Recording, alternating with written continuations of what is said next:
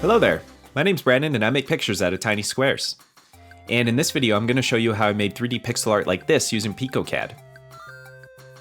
picoCAD is a low poly modeling software developed by Johan Pates using the Pico 8 Fantasy console, and it's currently available on a name your own price structure. After modeling a wireframe mesh, you can import PNG textures to apply to the faces, and the rendering has a really unique look in the way that it continually reinterprets the object's appearance in pixels at each position while rotating. Let's start with a simple example of how I made this vending machine here. The first thing I did was get my texture artwork ready.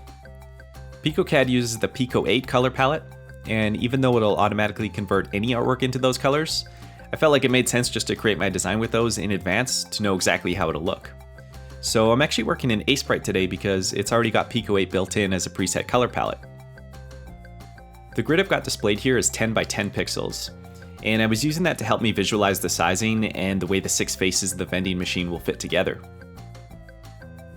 I kind of thought I may need to design each of the faces with an odd number dimension, so there'd be a center column of pixels to perfectly rotate about. But I eventually found it really didn't matter to design that way or not, because you end up assigning the texture over a desired artwork area, and picoCAD will constantly be reinterpreting the texture based on the current zoom level and the angle of rotation anyway. picoCAD accepts maximum dimensions of 128 by 128 pixels, so just be sure to fit your project within that canvas size. So here's the finalized texture artwork, which I've saved as a PNG file so it can be loaded in later. I built this one out as if it's a little foldable papercraft project, but you could easily just pack your texture faces together tighter than this to be more space efficient.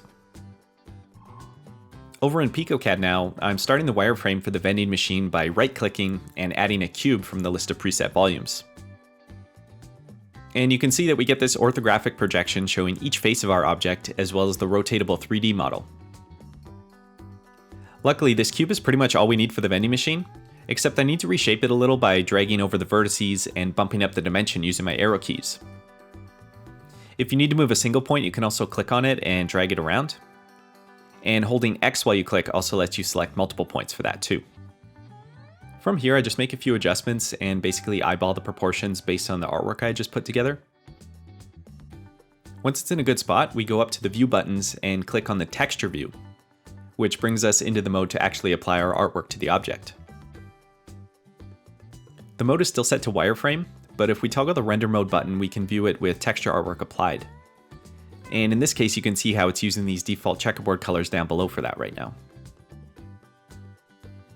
To import your own artwork, you simply drag the PNG file into the picoCAD window, and as long as it fits that 128 pixel sizing, you'll see your artwork appear in the lower area there. From here, it's a matter of going through to select each face of your object and reposition it to the corresponding location of the texture artwork. Again, just like with the build mode, we can select vertices individually or together to move them around and make those tweaks. So yeah, you can see here how it just takes whatever's highlighted and stretches it over that space.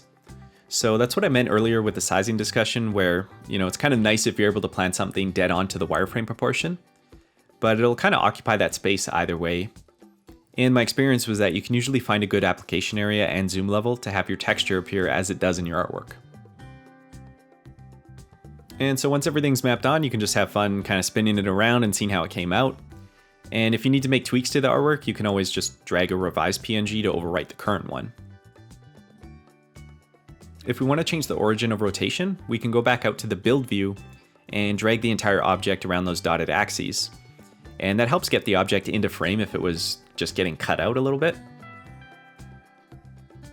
To finish it off, you can change the background color, and the alpha selection will let you specify a color to become transparent if you need that.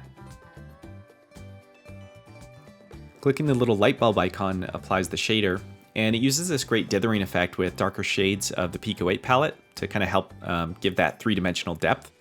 And on top of that, I think there's just a really nice charm to how it looks with that also. When you're finished, you can click on the menu and export an animation at one of 3 different rotation speeds. I ended up selecting medium rotation for this one. And then you get that nice little summary of the object.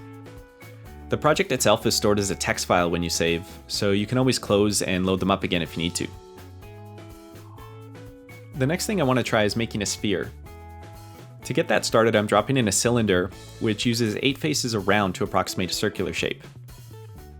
Then what we can do is click on the top face and select the extrude option, which essentially builds up all those same points over top of the existing shape. By repeating that again, we'll get another cylinder, and now we have enough mesh to shape these points into a sphere. I saw this technique as one of the demo images on the picoCAD page, and I really like the chunky look of low poly round objects, so I wanted to try making a Pokeball from this idea. Once you get a higher number of points in play like this, it can get tricky to resolve what you're looking at in the 3D view, so it's useful that the vertices will highlight when you toggle them so you can kind of spot where they are in each of the orthographic dimensions. From here I played around by stretching the shape out within the work area to get more fine control. But now that I think about it, I think zooming in will basically accomplish the same thing. Since the mesh itself is not really a finite resolution, you're really just close or far to the same 3D object in a sense. Either way, I kept moving things around to refine the sphere shape, and in the end I think it came together nicely.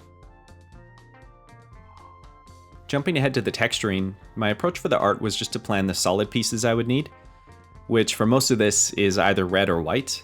But then I've also added in a shade tone for each of those, as well as the details needed for the center line of the button. So let's just toggle on the render here, and even though it's pretty simple, I love how this one turned out. It's got, that low poly look. It kind of reminds me of like an N64 or PS1 asset or something. When I highlight the faces, you can see the way that I mapped them onto the artwork. So most of this one was about making sure that I had those faces mapped over some portion of the design elements that I provided.